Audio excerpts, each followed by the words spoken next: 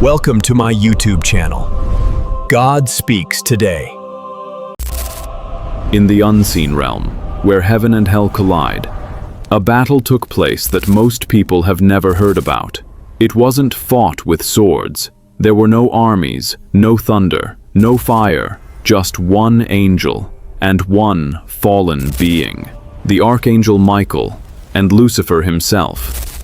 And the battlefield, the dead body of Moses. What happened in that moment shocked the spiritual world, and what Michael did to Lucifer still carries a message for us today. Stay with me, because this story will change how you understand authority, humility, and spiritual warfare forever. Moses was no ordinary man. He spoke to God face to face. He parted the Red Sea. He confronted Pharaoh. He led Israel for 40 years. Yet when Moses died, something strange happened. The Bible says in Deuteronomy 34 that Moses died on Mount Nebo, and God himself buried him. No grave, no marker, no location. Why? Because Moses' body was not just a body. It was a symbol of God's covenant and authority, and Satan wanted it. According to Jewish tradition and early Christian writings, Lucifer, also called Satan, appeared to claim Moses' body.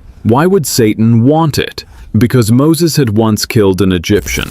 Lucifer argued that Moses was a sinner and therefore belonged to him. This was not just about a body, it was about legal rights, accusation, and spiritual authority. Satan is called the accuser for a reason. This is where Michael the Archangel appears.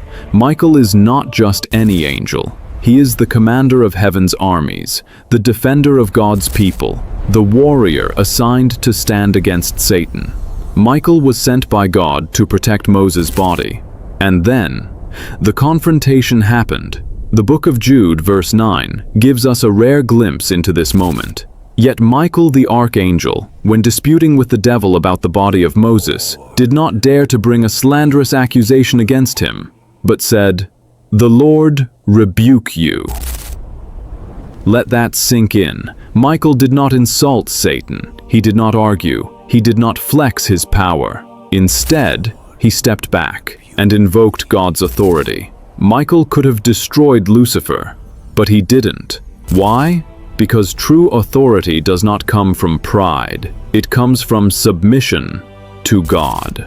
Michael understood something many believers forget. Even the strongest angel does not operate in his own power. He let God himself handle Satan. This single sentence, "The Lord rebuke you," was more powerful than any attack. This moment teaches us something terrifying and beautiful. Satan thrives on accusation. Michael responded with humility. Lucifer wanted control. Michael trusted God's judgment. And because of that, Satan lost. Not by force, but by divine authority. Satan had one goal: to use Moses' body to corrupt God's plan.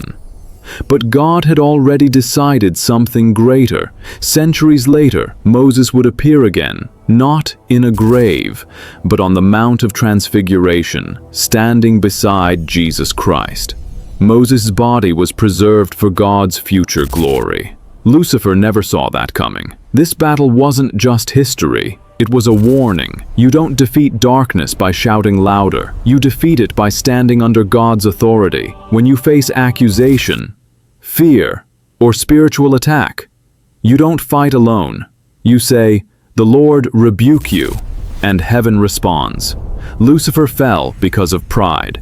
Michael stands because of obedience. One tried to replace God. The other pointed to God. That is why Michael still stands, and Lucifer still falls. The fight over Moses' body reminds us of one powerful truth. The greatest victories are not won by strength, but by submission to God. Michael didn't defeat Lucifer with anger. He defeated him with authority, and that same authority is available to you today. If this story opened your eyes, share it. And remember, when darkness challenges you, let God speak for you.